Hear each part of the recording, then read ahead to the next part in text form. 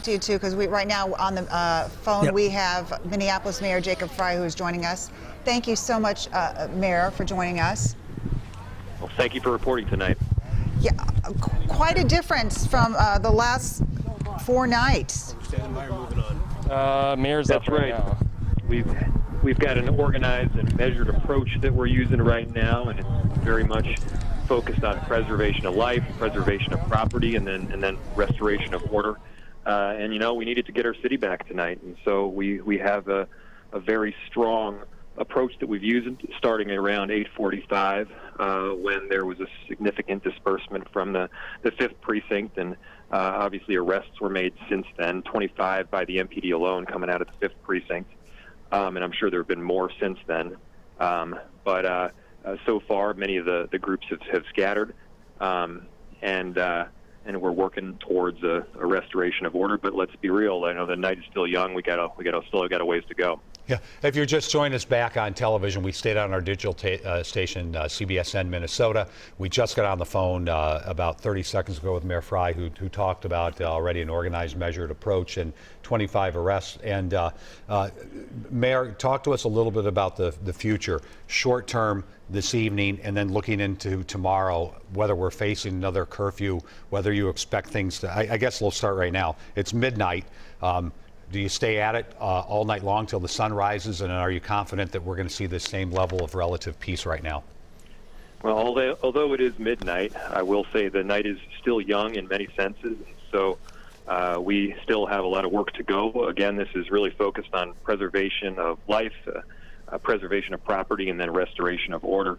And as I mentioned previously, the night began with a pretty strong showing over at the 5th precinct with a dispersing of a significant gathering that was there. You mentioned, 25 arrests or so were made, and I'm sure there have been more that have been made since then. I'm glad that more people decided to stay home today. It did make it easier, the fact that they were abiding by the curfew. We got more work to do here, though. Mayor, compared to other nights, and especially last night was a particularly rough night with all of these fires. Is there anything going on in the city? I mean, we haven't heard anything yet. We've seen a couple of fires in the dumpsters, but I don't know. Are you hearing anything from Minneapolis Fire? No, we've had no significant fires so far. There was a car fire over Route 35 that was put out by an overhead. But I'm sorry. Additional information here in the other ear. What's that? Sorry. Oh, Can you ask the question again? Yeah, don't worry about that. We do that all the time. No, we just wondered about the fire instance, and you said one. Yeah, there have the fires have been very small and very limited, and have not been on any significant structures. And so obviously that's a substantial difference from last night. The additional presence helps. The additional numbers in terms of the National Guard. We have over 1,000 between police officers and State Patrol, and then 4,100 National Guard statewide, obviously a significant portion of them in Minneapolis. And it was a coordinated response. It's been well organized anyway thus far, and I've been in constant contact with the governor and Mayor Carter in St. Paul as well. So is that one of the lessons out of this thing? Because I was talking to Pat about this, is that if you're going to have an enormous protest, that you've just got to have the numbers to do it. Because, I mean, I've been listening carefully to your comments the last few days, and I understand that there was a plan. The plan wasn't workable. We were outnumbered. It looked to me like it was almost a math thing versus, hey, folks, we had a strategy, we had some ideas, we couldn't implement them because we were outnumbered. Is that one of the lessons learned out of this, is that you've just got to have an overwhelming force if you want to stop this kind of stuff? Well, I think undoubtedly there will be many lessons learned associated with this, and I think there's always room for improvement on both plans and strategy. But even with the perfect plan, even with the perfect strategy, if you don't have the numbers to confront the mass rioting and looting that we were experiencing in our city, there's just nothing the officers can do on their own. We were trying to defend precincts, defend businesses, and when you've got bands of 100 or so that run into the store to loot. You arrest one and 99 more come in. It's a difficult scenario, and so yes, you definitely need the man and woman power to allow for a more successful result. And I want to be clear: there's no success in any of this. Mm-hmm. This whole thing is absolutely this whole sequence of events, beginning with a tragedy in the death of George Floyd, was appalling, and it's been sad to say the least. But you see just little glimmers of hope here and there with the rally that was down in South Minneapolis earlier today, with it seemed like thousands of people that were, chanting and dancing, and it just made me realize how much I miss our city. Yeah, we saw some really cool positive things today, which was nice. We absolutely did. Mayor, do you think, I don't know if you had answered this or not, but will you be implementing another curfew or more days of curfews, or are you going to assess that tomorrow? I'm not going to make any decisions before we're able to better evaluate what's happened tonight. And, although it is, I guess it's around midnight right now, there are still more hours to go.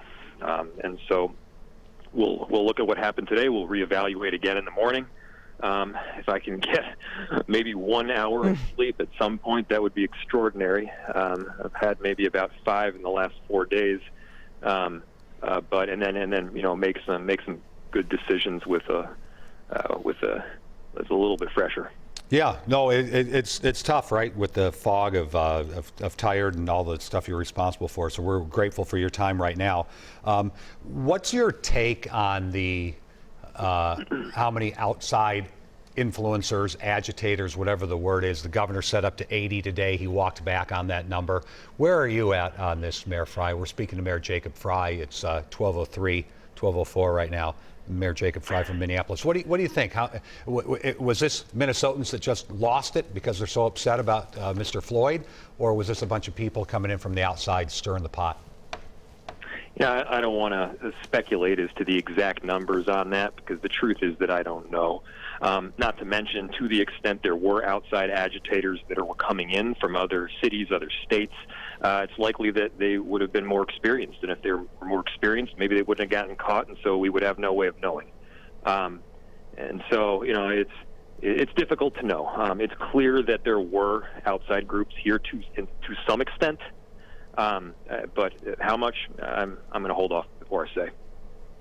Are you going to try to find out? Is it important to know? Does it have meaning if you know if these people that were really the bad actors are homegrown, or if they're outside folks? Well, the most important piece right now is really restoration of order and protection of life. Let's do that, and then we can start thinking about next steps. Do you feel, in hindsight, you had a couple days to look back? Do you any regrets about giving up the 3rd precinct on Thursday night? I'm sure there will be plenty of times to evaluate decisions in the days and weeks ahead. I wouldn't wish on anybody to be in some of these decision-making rooms that I've been, to have to make the decisions we've got to make. But I've made the decisions based on the preservation of life, and certainly. There'll be plenty of room for evaluation as we go along. But I got to run to the next thing. Really appreciate your time and your reporting tonight. We appreciate your time too, Mayor. Get more than an hour's sleep, sleep, Mr. Mayor. You'll be better off for yourself and the city. Thank you. I appreciate that. Thank you. Have a good one. You too. Yeah, Mayor Jacob Frey joined us live, 12:05 in the morning, 53 degrees, and he just hung up. So yeah, in terms of what happens tomorrow, that was a good question I thought you asked about the curfew. They're probably going to assess everything. We'll hear from the governor too. I thought he was going to give another press conference. We'll check on that and figure that out and see if they're going to all make that determination. I'm sure they're all going to wait to see what happens tonight and assess the situation before they impose another curfew. And the mayor was, and I get it. It's hard for him to answer any of these questions right now. But those are questions I think people want to know. This whole, was it internal? Did some Minnesotans do this to themselves? Was it a lot of outside people? Will we ever know? All the different decisions that happened through the course of a incredible, remarkable, historic week, and it's not over.